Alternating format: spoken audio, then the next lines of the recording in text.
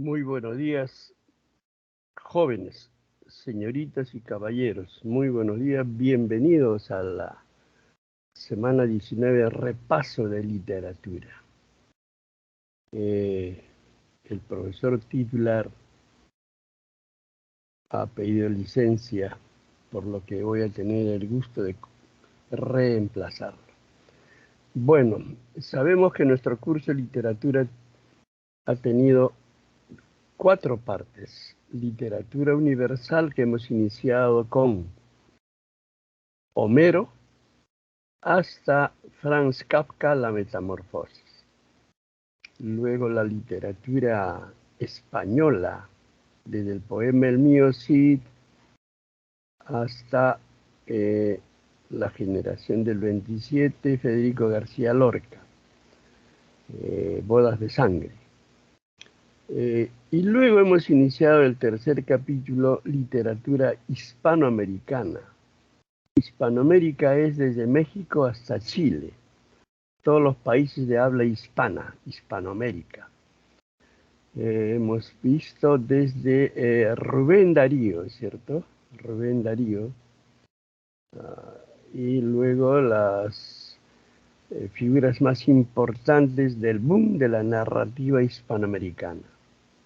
Y luego entramos al último capítulo, literatura peruana, desde la literatura de la República, ¿no? Literatura de la República, que se inicia en 1824, después de la batalla de Ayacucho, y vienen pues la sucesión de corrientes literarias, ¿no? Empezando con el costumbrismo. Bien, ahí está lo mismo. Vamos a empezar entonces con la literatura universal. Voy a ser honesto. Son 18 preguntas y el tiempo solo nos va a alcanzar para 8 preguntas, ¿no? Para 8 preguntas. Entonces yo les sugiero que del 1 al 9 escojan 4 preguntas y del 10 al 18 otros 4. Entonces voy a responder con toda la argumentación del caso 8 preguntas. ¿De acuerdo? Claro que al final les voy a dar la clave de las 18 preguntas, ¿eh? No se preocupen. Entonces espero, a ver, desde este momento me van indicando qué números. Del 1 al 9, 4 números, y del 10 al 18, otros 4 números. ¿Bien? A ver, me dicen solo los números, ¿eh? Pregunta número.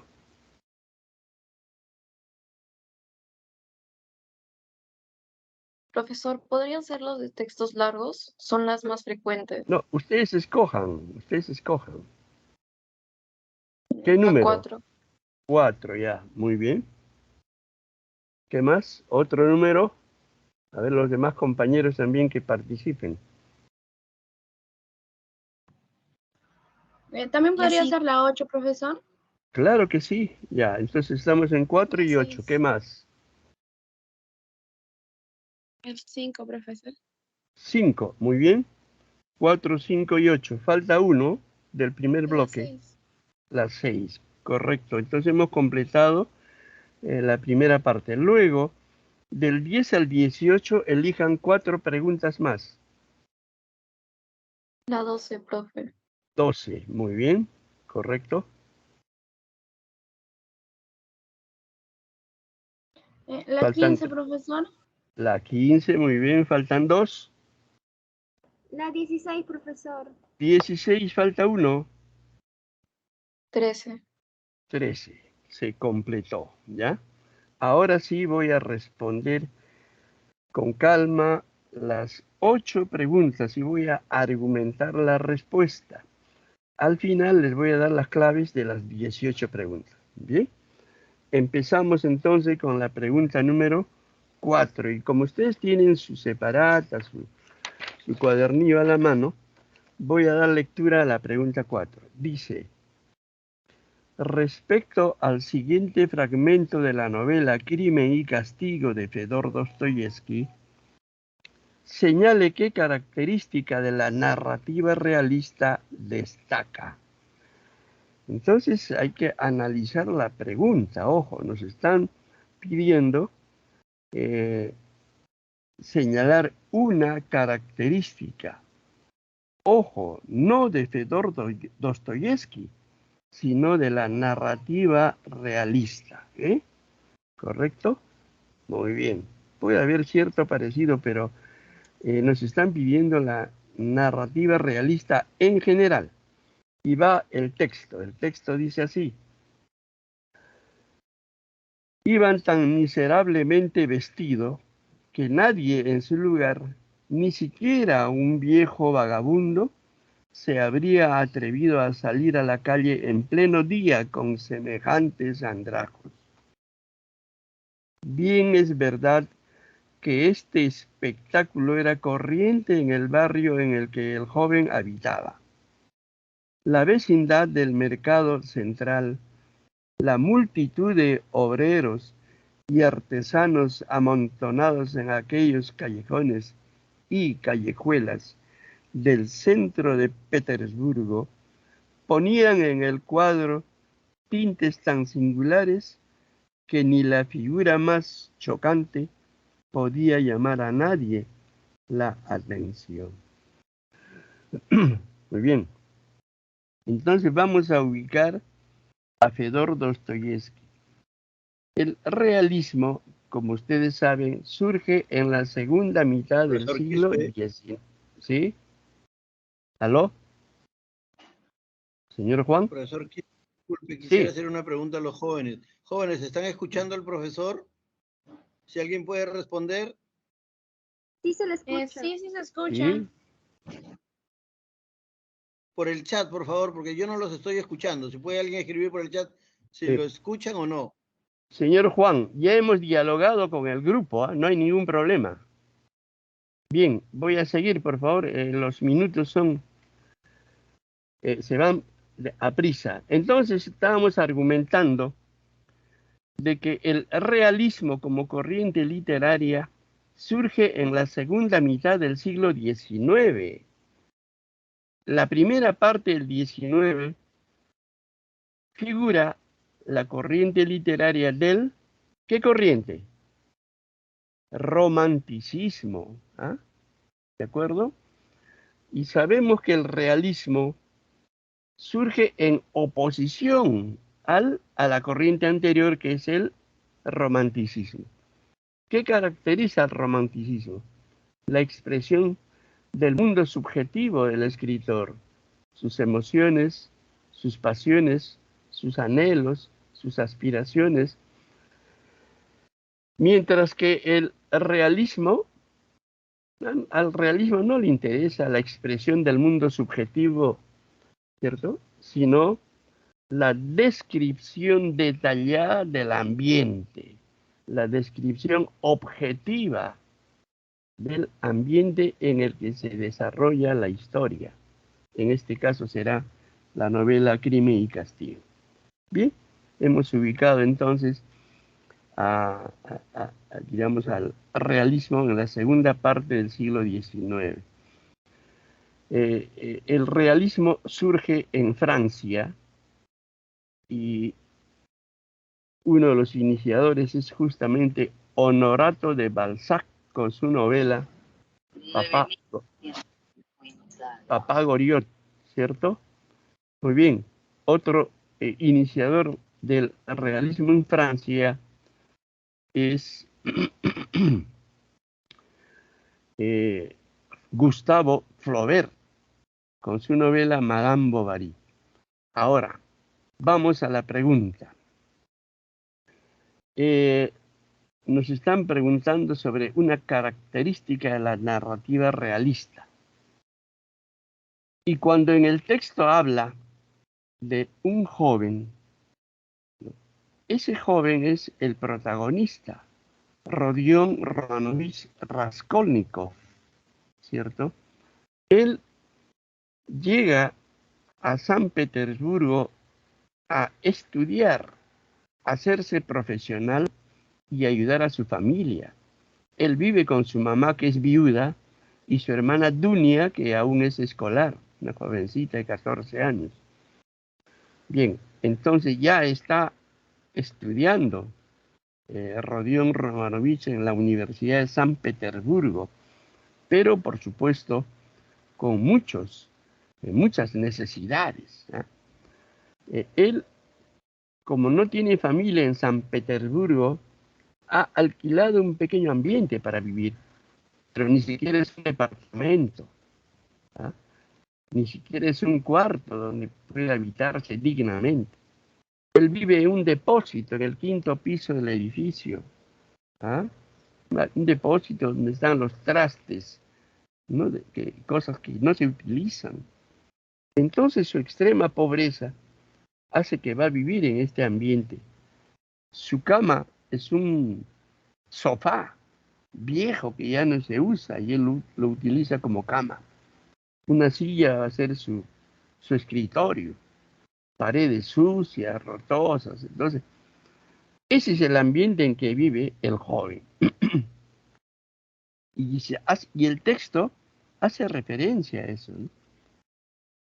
Iba tan miserablemente vestido que nadie en su lugar, ni siquiera un viejo vagabundo, se habría atrevido a salir a la calle en pleno día con semejantes andrajos, con semejantes trapos que le cubrían el cuerpo. Pero Rodión era así, era un joven de extrema pobreza y debía meses por esa pequeña habitación que ocupaba. Debía meses por la pensión porque la misma señora que le alquiló ese cuartucho le daba el desayuno, el almuerzo y la cena. Pero ya había pasado muchos meses que él no pagaba ni por el cuarto ni por la alimentación. Entonces, él le daba vergüenza bajar al primer piso donde vive la dueña y a veces no tomaba ni desayuno ni almorzaba por su vergüenza propia, ¿no? Digamos, llevado por su extrema pobreza. Bueno, vamos a la respuesta. La respuesta es la D. Descripción detallada del ambiente social. Es lo que caracteriza a la narrativa realista. Descripción detallada del ambiente social. Respuesta D. D de domingo. ¿Ah? Entonces el fragmento describe el contexto de pobreza en el que vive Rodion Romanovich, cuyo ambiente social son barrios miserables. Vamos a la otra pregunta, que es la 5. Del siguiente fragmento perteneciente a la novela La Metamorfosis de Franz Kafka, ¿qué enunciado se relaciona con lo expresado en el comentario de la obra? Ya vamos a dar lectura al texto o al comentario. Dice, ¿no? Cada vez que la conversación derivaba hacia la necesidad de ganar dinero, Gregorio se apartaba de la puerta y, trastornado por la pena y la vergüenza, se metía bajo el fresco sofá de cuero. A menudo pasaba allí toda la noche en vela, arañando el cuero horas tras horas. A veces llevaba a cabo el extraordinario esfuerzo de empujar el sillón hasta la ventana y, agarrándose al alféizar, permanecía de pie en el asiento, apoyado en la ventana, sumido en sus recuerdos, pues antes solía asomarse a menudo a aquella ventana. Franz Kafka, ya estamos hablando de la narrativa del siglo XX. ¿Ah? Franz Kafka. Habla de Gregorio, es el protagonista de su novela La Metamorfosis. Gregorio Samsa Gregorio Samsa es el hijo mayor de dos. Hay papá, mamá, Gregorio Samsa y una hermana menor llamada Gret, que todavía es escolar, ¿cierto? Bien, en este punto del texto, ya Gregorio se ha transformado, ya se ha metamorfoseado de lo que originalmente era un joven de buena talla, pero de pronto cuando amanece, ¿no? Después de una noche cualquiera, ve que su cuerpo se ha cambiado, se ha transformado de lo que era un ser humano, que una suerte de cucaracha, de gusano, bueno, de un insecto monstruoso, por supuesto, y del mismo tamaño que era normalmente él, digamos 1,80, digamos, ¿no? Entonces, él tenía vergüenza de su estado, ¿no?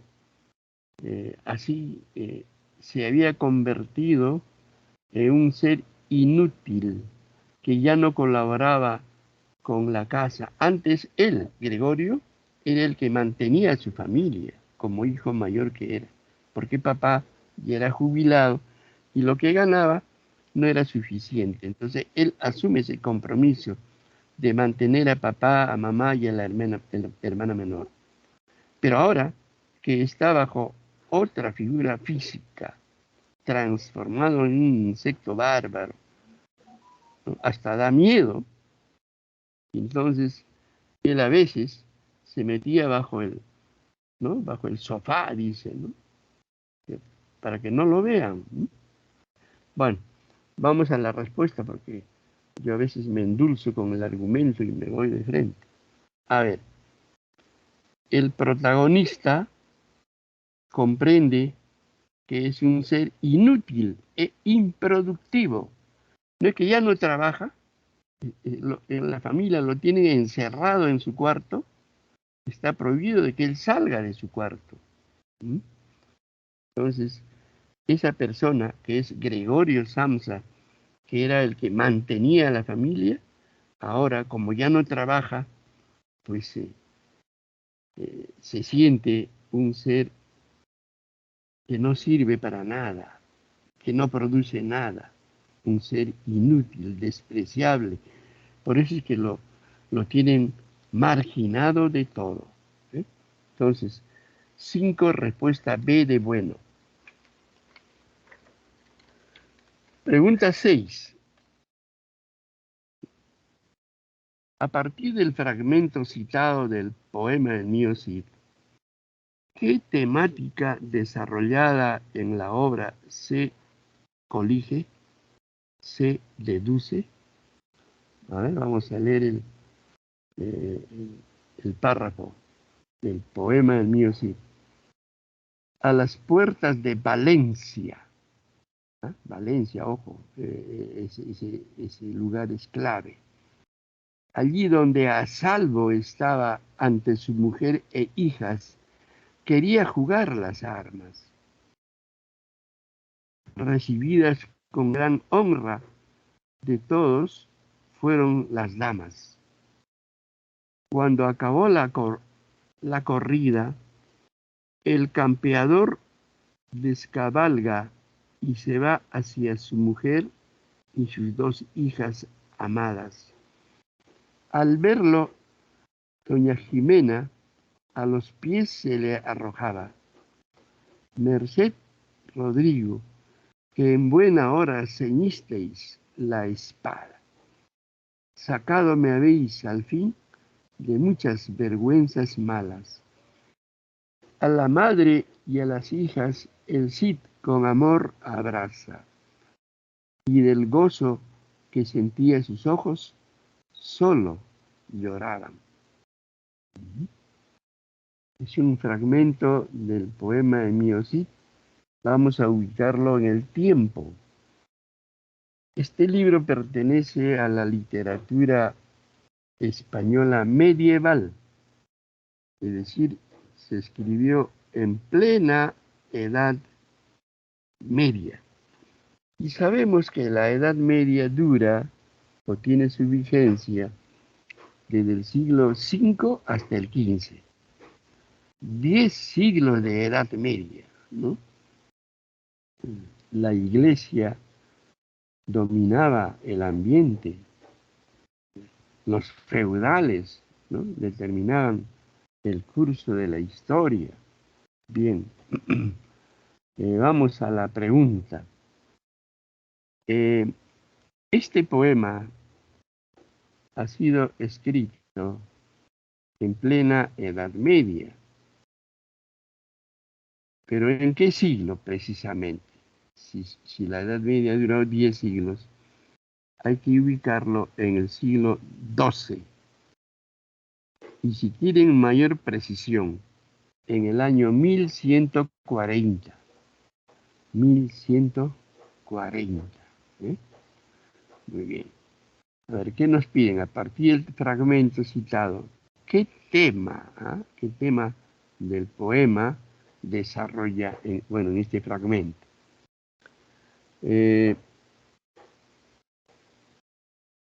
La escena que pinta, estamos en Valencia. Valencia es el lugar de mayor importancia para los árabes en esa época. Recuerden que la península ibérica, donde está España, había sido prácticamente tomada por los árabes. Los árabes vivieron ahí siglos, o sea, en lo que ahora es España, ¿cierto? Tanto así que los árabes ya hablaban en árabe y no en español. Pero no, los españoles ya hablaban en árabe y no en español. Los españoles ya estaban olvidándose de Cristo, de la Virgen, y empezaban a elogiar ¿a quién? A Alá, que era el Dios de los árabes. Es que estuvieron más de 7 siglos los árabes en España. Pero felizmente empieza la reconquista del pueblo español. Por eso que el poema El mío sí habla de eso, de la guerra de los españoles para expulsar a los árabes.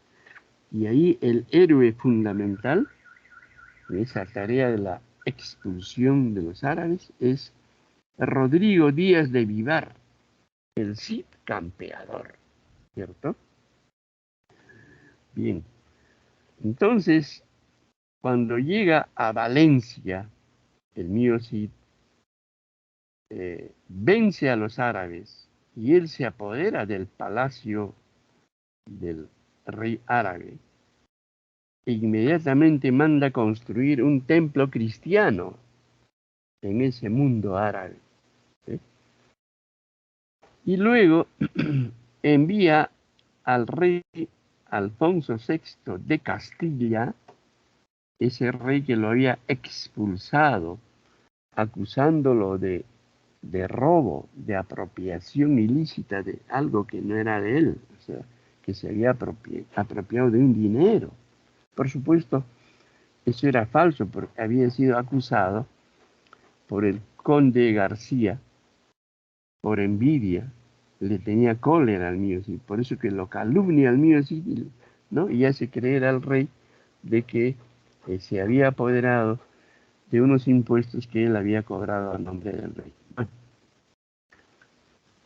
entonces, el rey, ¿qué hace? Lo expulsa al mío Cid de Castilla, y él obediente tiene que desocupar Castilla. Y ya estaba en territorio árabe, por eso es que llega a Valencia. Que Valencia está en territorio español, pero estaba en poder de los árabes, ojo con eso. Y cuando ya ya tomó Valencia, el mío Cid envía un gran obsequio al rey Alfonso VI, consistente en 200 caballos de guerra, y al mismo tiempo, en esa entrega del obsequio, le pide al rey Alfonso VI que autorice que su esposa, doña Jimena, y sus hijas, doña Sol y doña Elvira, se unan al mío Cid allá en Valencia, ¿cierto? Porque el rey vive en Castilla.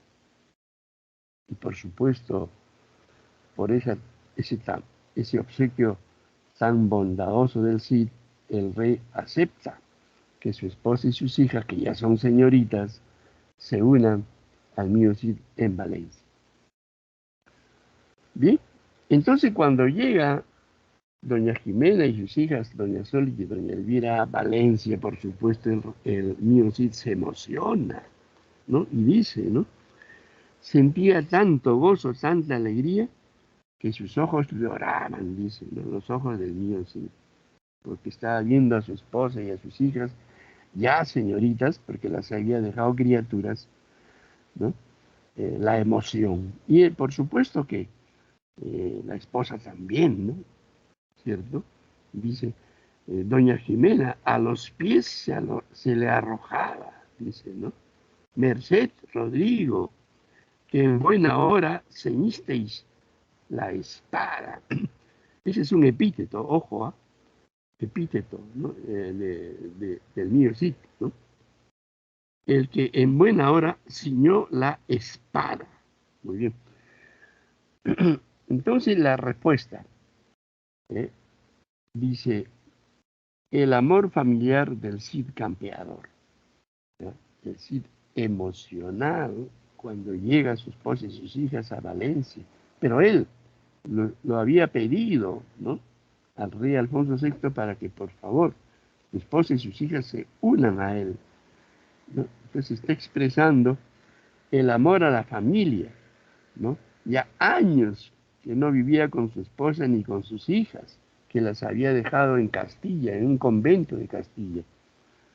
Muy bien, la respuesta a la pregunta 6, C, el amor familiar. Y vamos por la última pregunta del primer grupo, ¿no? 8. 8. Pregunta 8 dice, ¿qué tema desarrollado en Leyendas, obra de Gustavo Adolfo Bécquer, se puede inferir a partir del siguiente fragmento, perteneciente a la leyenda El Miserere? A ver, ¿qué dice el texto? Mal envueltos en los jirones de sus hábitos, caladas las capuchas bajo los pliegues de las cuales contrastaban con sus descarnadas mandíbulas, y los blancos dientes, las oscuras cavidades de los ojos de sus calaveras. Calaveras. Un músico vio los esqueletos de los monjes que fueron arrojados desde el pretil de la iglesia a aquel precipicio. Perdón, ahora vamos a tomar un poco de líquido.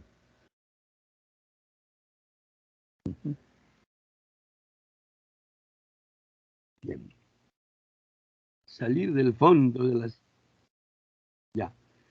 Que fueron arrojados desde el pretil de la iglesia a aquel precipicio. Salir del fondo de las aguas y agarrándose con los largos dedos de sus manos de hueso a las grietas de las peñas, trepar por ellas hasta tocar el borde, diciendo con voz baja y sepulcral, pero con una desgarradora expresión de dolor, el primer versículo del Salmo de David. Claro, acá el Salmo está en latín. Bueno, ubiquemos a Gustavo Adolfo Bécquer. Él es el mejor romántico de la literatura española. Estamos entonces la primera mitad del siglo XIX, el romanticismo, pues, ¿no? Ustedes saben que el romanticismo nace en Alemania a fines del siglo XVIII con Johann Wolfgang von Goethe, pero el romanticismo se difunde en el mundo entero, ¿no? Pasa a Francia con Víctor Hugo, pasa a Alemania, y en España está la gran figura de Gustavo Adolfo Bécquer, autor de rimas y sus famosas leyendas. Y justamente el texto se refiere a una de sus importantes leyendas, el Miserere.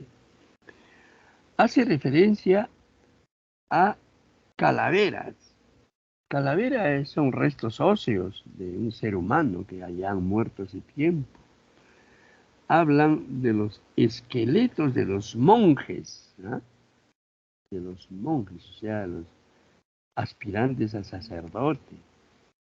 Fueron arrojados del pretil de la iglesia a aquel precipicio, salí del fondo de las aguas, agarrándose con los largos dedos de sus manos de hueso. Entonces estamos hablando de seres metafísicos. ¿Qué significa? Meta es más allá de lo físico, más allá de lo real. Es una característica de Becker, ¿no? En sus leyendas habla de seres sobrehumanos, o sea, no de humanos, sino de sobrehumanos. Por ejemplo, cuando habla de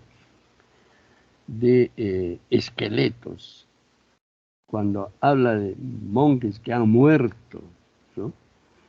Entonces está hablando, y que hablan, ¿no? Los monjes, lo peor es que ya son esqueletos, pero que hablan, que cantan incluso, que entonan canciones, ¿no? Calaveras que cantan. Entonces, es un estilo de Becker, bueno, es una leyenda, pues, ¿no? Piensan que la leyenda está basada en un hecho real, pero a partir de esa realidad, el autor empieza a ficcionar, ¿no? Crear elementos, en este caso, sobrenaturales. No sé si en clase han comentado esta otra leyenda más popular que Miserere, la Ajorca de Oro. En la Ajorca de Oro de Becker, que es otra leyenda, igual, María, que es la novia, es poseída por el diablo, por el demonio, y le obliga a su novio a que robe la ajorca, que es una suerte de pulsera de oro valiosísima, que lo tiene la Virgen. Y la Virgen es una estatua, ¿no? Que está en la Catedral de Toledo, en España.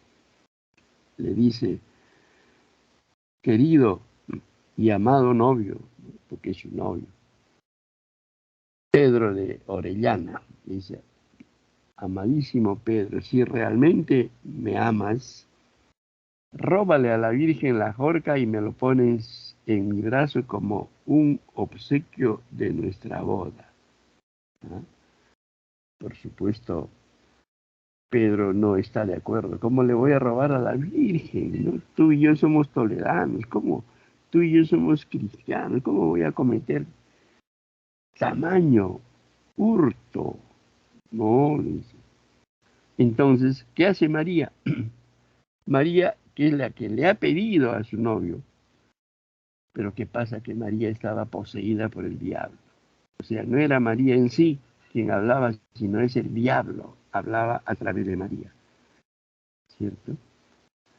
Muy bien. Entonces, esos elementos metafísicos, o sea, más allá de lo real, son propios de las leyendas de Becker. Entonces, la respuesta en este caso es la letra casa C, la referencia a una situación considerada sobrenatural, ¿eh? Porque nos está hablando pues de calaveras, de esqueletos de monjes, ¿cierto? Pero que hablan y que cantan, estamos en un templo, ¿no? Incluso tocan el piano, ¿ves? Bien, entonces la referencia, o sea, hace referencia a una situación considerada sobrenatural. O sea, no es natural, más allá de lo natural. Eso se llama metafísico, más allá de lo físico, de lo real. Bien, vamos entonces a la segunda parte. Pregunta 12. 12, a ver, ¿Qué dice la pregunta 12? 12. Ajá, ya lo hemos encontrado. Dice así. Considerando el fragmento citado, perteneciente a la tradición, la custodia de Boqui, y cuando hablamos de tradición, inmediatamente recordamos a Ricardo Palma. ¿Qué característica estilística de las tradiciones peruanas se aprecia en él? ¿No? O sea, en el texto que vamos a leer. No olvidemos que la pregunta siempre está referido al texto que se pone anterior a las preguntas. Ojo con eso, por eso hay que leer despacio el texto para ubicarnos adecuadamente en la respuesta. ¿Qué nos preguntan? ¿Qué característica estilística de las tradiciones peruanas se aprecia en este texto? Y vamos a leer el texto. Vino desde España a esta ciudad de los reyes del Perú un joven italiano, platero, con título del Colegio de Platería de Madrid. Don José Boqui, que así se llamaba el huésped, era un mozo elegante y simpático. El virrey Abascal, que andaba siempre muy sobre la perpendicular con la gente nueva, supo que el platero era íntimo amigo del argentino Miralla, a quien acababa de echar guante por politiquero y por no sé qué connivencias con los revolucionarios de Buenos Aires y Chuquisaca. Dime con quién andas y te diré quién eres, pensó su excelencia, es decir, el virrey Abascal. Y sin más intimó a Boqui que en el día hiciste la maleta y se largara a México o a España. ¿Ah? A ver, la última parte.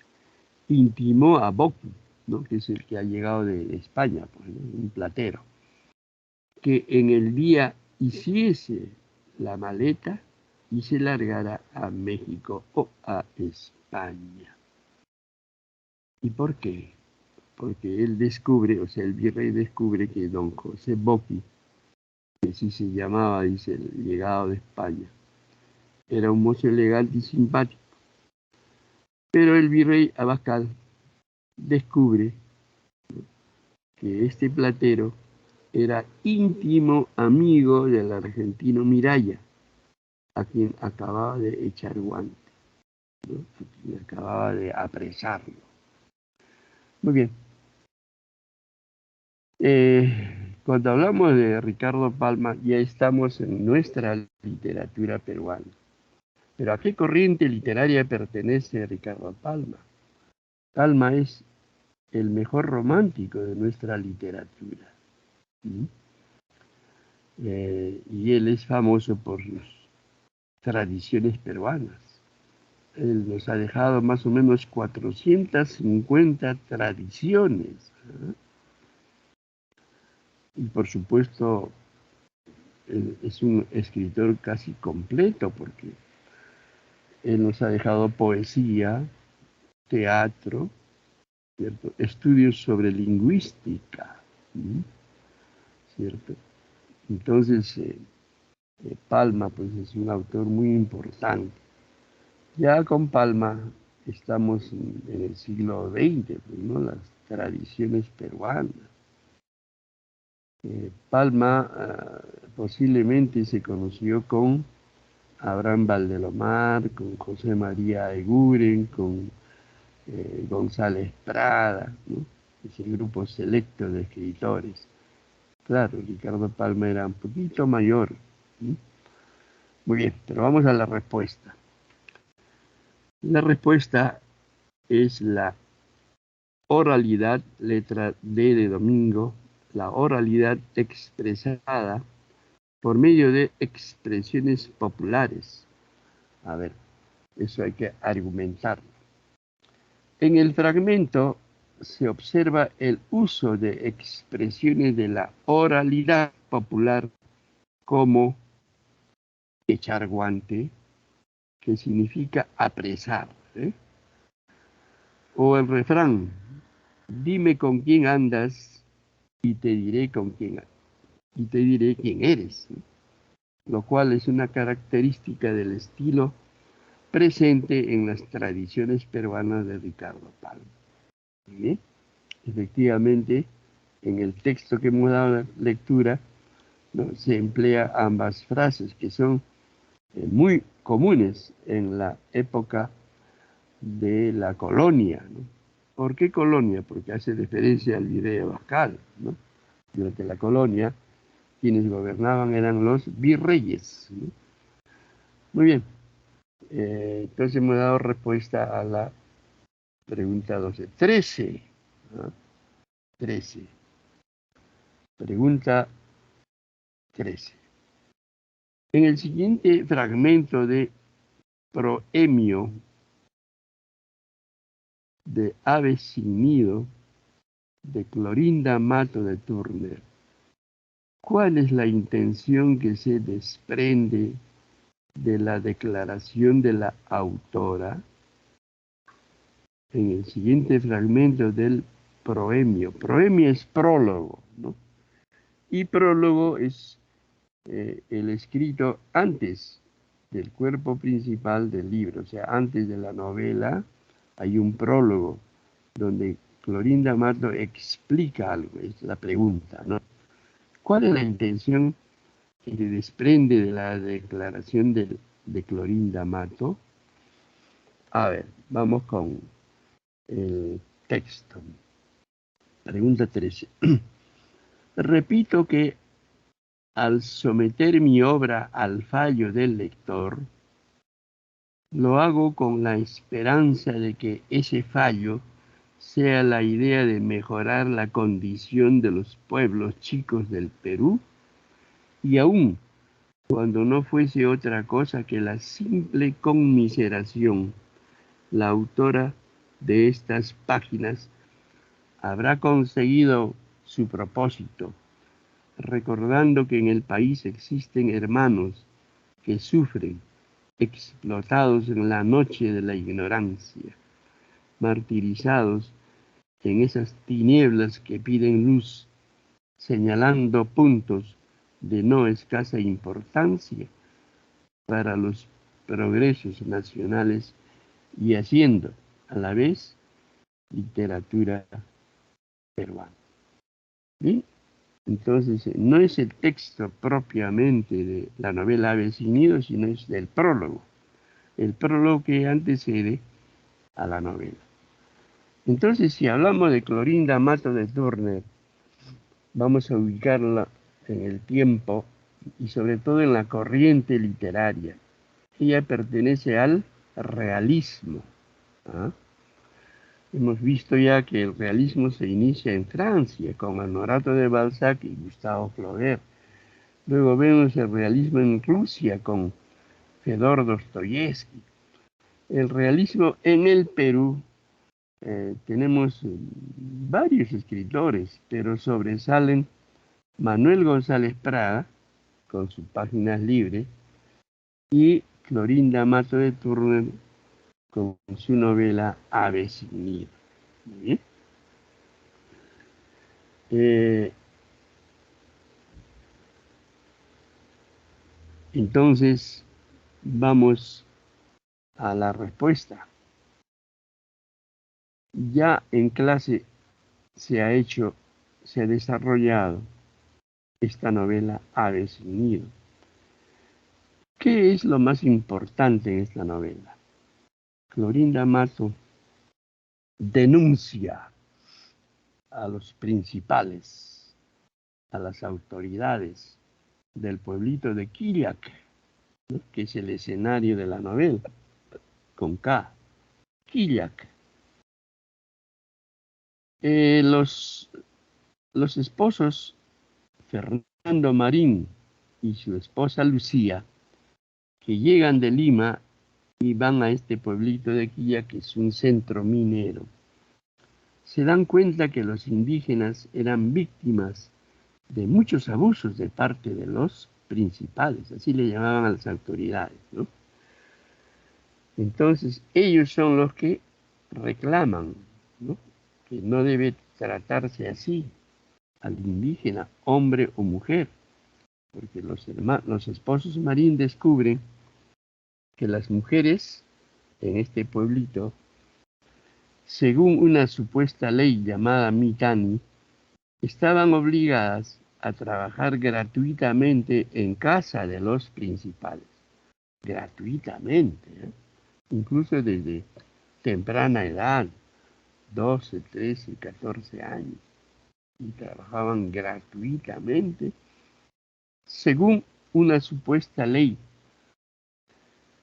Y por supuesto, no solo a las mujeres, no solo las hacían trabajar gratuitamente, sino también eran víctimas de los abusos sexuales. Es eso lo que denuncia Clorinda Mato en su novela, ¿no? Incluso los dos jóvenes, Manuel, que es estudiante de Derecho en San Marcos, y su pareja, ¿no?, Margarita, al final descubren que eran hermanos porque eran hijos de un mismo padre, y ese padre era un sacerdote, un sacerdote español. Entonces esas barbaridades Clorinda Mato denuncia. Y la sociedad limeña, por supuesto, la va a odiar. Le va a hacer la vida imposible a Clorinda Mato. La misma iglesia, ¿no? La iglesia, el Papa la va a separar digamos, de la fe cristiana, ¿no? Y digamos, la sociedad limeña igual, de tal manera que Clorinda Matos se vio obligada a abandonar el Perú y se va a radicar a Argentina, Buenos Aires, hasta el último día de su vida, ¿sí? Y entonces ella ha sufrido muchas cosas, ¿no? Porque, bueno, se había atrevido a traducir la Biblia, a traducir del español al quechua, ¿eh? Entonces la iglesia, ¿no?, la separó de la fe cristiana, y la sociedad peruana también. Bueno, vamos a la respuesta. ¿Cuál es la intención que se desprende de la declaración de la autora? La intención es denunciar los abusos contra los habitantes del Ande, contra los indígenas, hombres y mujeres. Denunciar, ese es el mérito más grande de Clorinda Mato. Denuncia los abusos del que son víctimas los indígenas, ¿eh? Dice en el proemio, que vamos a utilizar una palabra sinónima, en el prólogo de Ave sin nido, la autora expone su idea acerca de la novela. Propone que una obra literaria debería reflejar la realidad.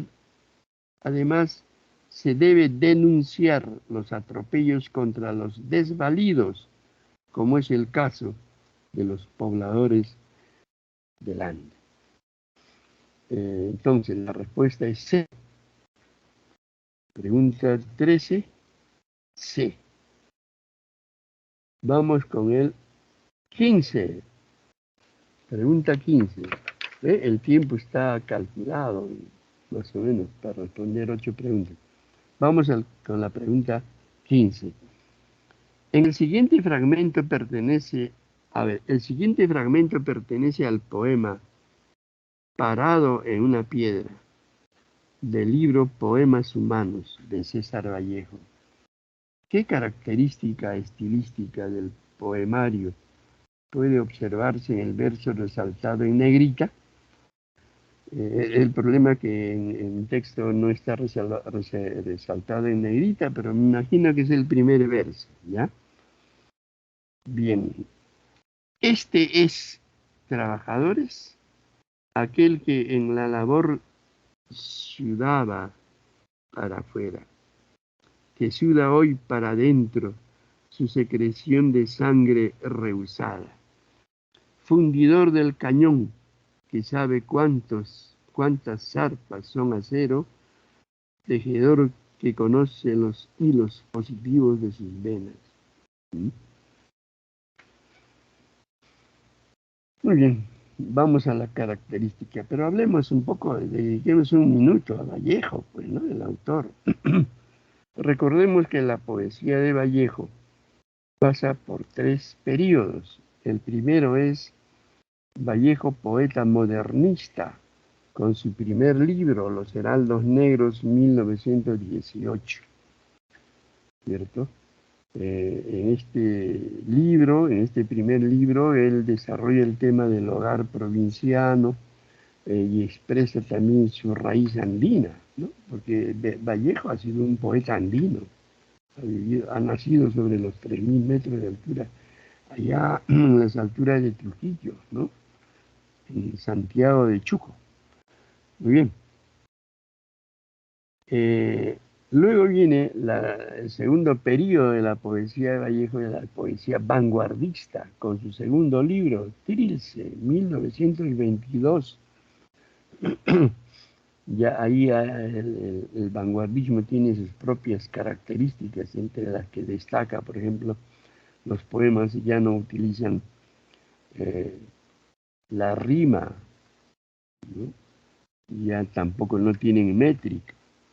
Lo único que queda de la poesía es su ritmo. Ellos ya, digamos, un poco como que dejan de lado las reglas de ortografía, ¿no? Y ellos crean nuevas palabras. Tienen el afán de llamar la atención al público lector. Entonces escriben como sea. ¿Para qué? Para llamar la atención al público lector, ¿no? Por ejemplo, cuando Vallejo dice viva, viva de vivir, o viva de elogiar, ¿no? Viva un artista. Escribe con B, no con V. ¿Ves? ¿Para qué? Para llamar la atención a sus lectores. Así eran los vanguardistas. Gustaban llamar la atención. Bien, entonces vamos a la respuesta.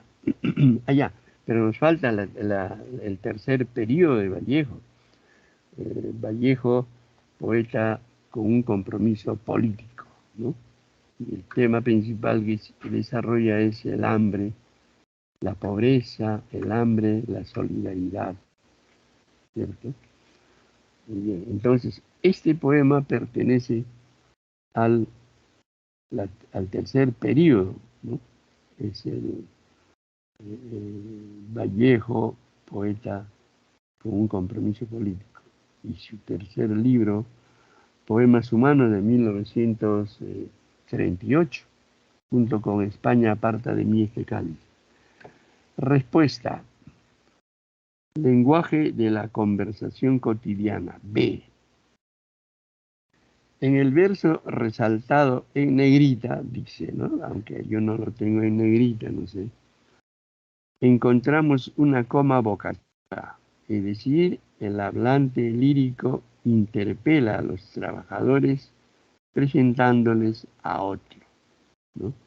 Dice, este es, trabajadores, aquel que en la labor sudaba para afuera. Este es, coma, trabajadores, coma, esa es la coma vocativa, ¿no? Que es muy distinta a la coma enumerativa. Cuando decimos, mamá fue al mercado, trajo naranja, coma, plátano, coma, ¿no? Y así, esa es la enumerativa, coma enumerativa. Pero aquí estamos ante la coma vocativa. Bien, esto es propio del lenguaje conversacional, característica del estilo de Poemas Humanos, 1938. Entonces la respuesta es B de buena, pregunta 15. Y vamos por la última pregunta, pregunta 16. Fíjense, todo está calculado.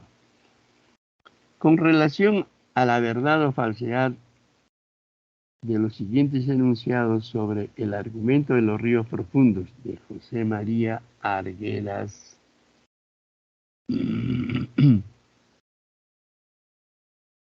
marque la alternativa que contiene la secuencia correcta.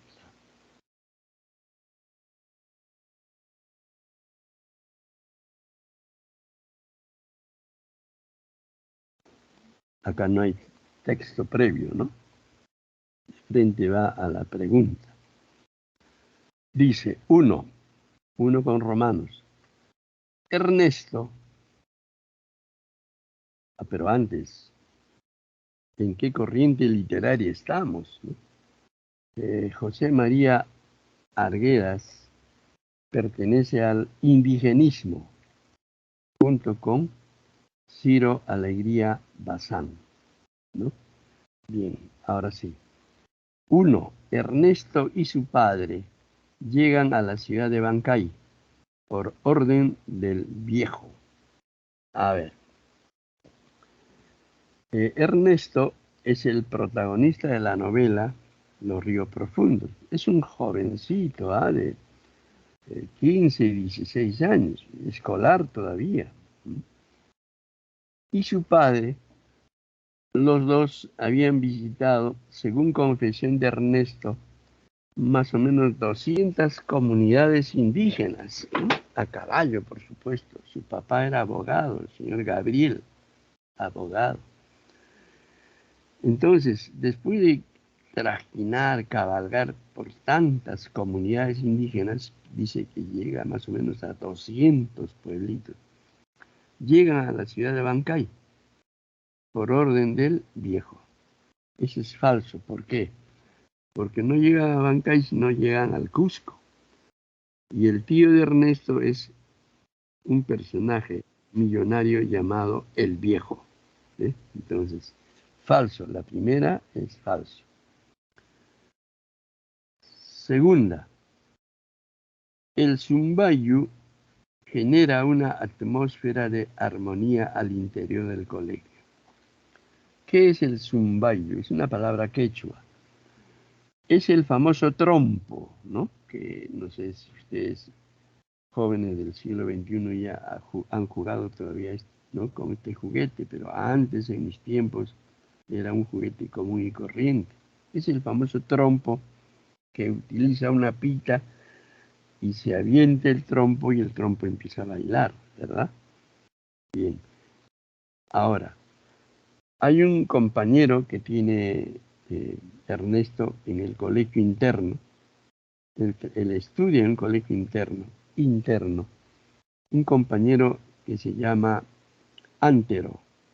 Antero un buen día trae un zumbayo, o sea, un trompo, y lo hace bailar, y Antero es un artista haciendo bailar el zumbayo, hace malabares con el trompo. Entonces todos los jóvenes quieren aprender a bailar el zumbayo, y por supuesto que Antero les enseña, y poco a poco, ¿no?, este juguete empieza digamos, casi todos tenían ya su zumbayo, todos los alumnos, que eran pues muchísimos alumnos, un colegio grande, bajo la dirección del padre Linares, era el director del colegio. Entonces les ha llamado tanto la atención el zumbayo de todos los alumnos, que ya a partir de que llega este juguete al colegio, ya no pelean entre ellos, ya no hay el famoso bullying. Ya todos viven en armonía, porque todos quieren aprender digamos, a bailar el zumbayo, y hay frecuentes concursos. ¿Quién hace bailar mejor? ¿Quién lo hace bailar mejor que Antero? Y entonces La presencia de este juguete va a originar que al interior del colegio ya no haya dificultades, no hayan peleas entre los estudiantes, sino ya empiezan a vivir en paz, en armonía. Bien. A ver, la 3. La OPA Marcelina simboliza una imagen materna para el protagonista. No. La OPA Marcelina no. Entonces es falso. OPA significa tonta, ¿no? Que tiene algunas limitaciones mentales, ¿no? A la pobre más bien la quieren prostituir, ¿cierto? Entonces nunca será una imagen materna para Ernesto. 4. Los colonos regresan a las chicherías luego de la misa contra la peste. Bien, entonces pongamos la letra C de casa como verdadera, ¿ya? Y de las 4 alternativas, la única que es verdad es la segunda, ¿no? A que hace referencia el Zumbayo. El 1, 3 y 4 son falsos, ¿cierto? Muy bien. A ver, de todas maneras, a ver sobre esta última respuesta. Ernesto y su padre llegan a Abancay y por voluntad propia, no por voluntad del viejo, ¿eh? El padre del protagonista, o sea, el señor Gabriel, que es abogado, estaba en busca de una oportunidad laboral. Él como abogado está buscando trabajo. Entonces la primera es falso. Luego, el Zumbayu produce en el colegio una atmósfera de armonía. Eso sí es verdadero. 3. La OPA Marcelina es concebida como un objeto sexual dentro del colegio internado. Falso, entonces. 4. La última. Al final, los colonos toman la ciudad de Bancay y aguardan la misa contra la peste. También es falso. Muy bien. Como hemos dicho, exactamente el tiempo para responder las 8 preguntas. Entonces, la respuesta está al final, ¿no? A ver. Las otras alternativas están al final. A ver. Les voy a poner para que ustedes lo copien. No, nunca hubiésemos podido responder las 18 preguntas. Ahí tienen las respuestas, ¿ya? De las 18. 1 es casa, 2E, excelente, 3A, 4, domingo, 5, bueno, 6, casa, 7A, 8, correcto, 9A, 10, buena, 11, excelente, 12, domingo, 13, correcto, 14A, 15, bueno, 16, casa, 17A y 18, excelente. Entonces tienen las 18 preguntas. Muy bien, jóvenes. Que todo les vaya bien, ¿cierto? Gracias por escucharme. Esos aplausos también para ustedes y los corazoncitos para las señoritas, ¿ya? Muy bien. Correcto. Esos corazoncitos para las simpáticas señoritas. Aplausos para todos. Muy bien. Gracias por haber compartido esta hora con nuestro profesor. Muy bien. Gracias. Que todo sea bueno para ustedes, ¿ah? Y pronto ya sean distinguidos sanmarquinos.